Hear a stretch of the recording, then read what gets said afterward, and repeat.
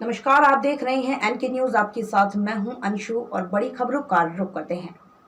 प्रदेश की भाजपा सरकार जहां भूमाफिया टास्क का गठन कर भूमाफियाओं पर शिकंजा कसने का काम कर रही है, वहीं भूमाफिया अवैध कब्जा करने में लगे हुए हैं। ताज़ा मामला बागपत के बरनावा गांव का है, जहां भूमाफियाओं की शिकायत करने पहुंचे किसान को ही प्रशासन ने नजरबंद कर दिया। अब पीड़ित किसान भूमाफियाओं से भूमि को मुक्त कराने और अपने घर से पुलिस का पहरा हटाने की गुहार लगा रहा है।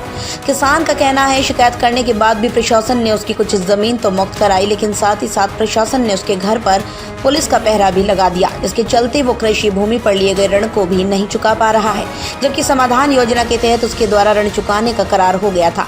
इसके अतिरिक्त पुलिस के पहरे के चलते किसान का परिवार दहशत में जीने को मजबूर है। इस पूरे मामले में प्रशासन चुप्पी साधे हुए है। हालांकि पीड़ित ने जिले के तमाम बड़े अधिकारियों समेत प्रदेश और केंद्र में भी आला अधिकारियों से गुहार लगाई, लेकिन इस ओर कोई समाधान न होने से अब पीड़ित को ही पलायन को मजबूर होना पड़ रहा है।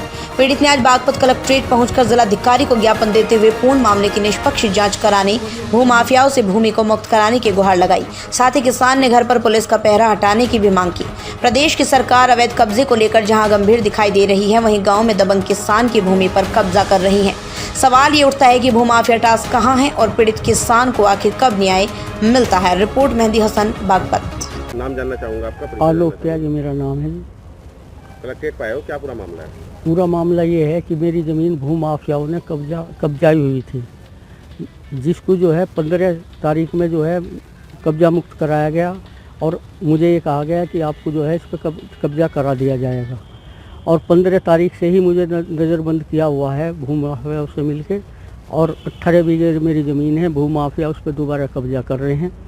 और मैंने एक बैंक से लोन लिया हुआ था, भूमाफियाओं के ज़मीन कब्जाने की वजह से वो दिया नहीं जा रहा था। उसका 90 दिन का मुझे टाइम मिला हुआ था, मैं वो जमा कराना चाहता हूँ, लेकिन मुझे नज़रबंद होने की वजह से उसका टाइम पूरा होने जा रहा है। 10 सितंबर का टाइम है।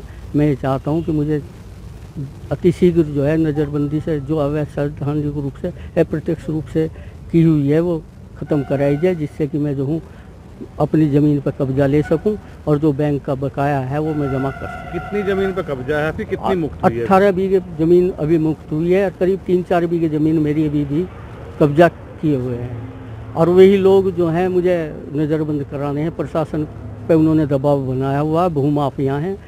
राष्ट्रपति महोदय, मुख्यमंत्री के आदेशों को ढंगा दिखा रहे हैं वो, और जो है सब आदेशों के बावजूद भी मेरी ज़मीन को किन परेशानियों का सामना करना पड़ रहा है? मुझे सबसे ज़्यादा परेशानी ये हो रही है कि मैं नज़रबंदू कहीं आ नहीं सकता। पूरा परिवार सदमे में है, क्योंकि सब पे मानसिक वो बना हुआ है।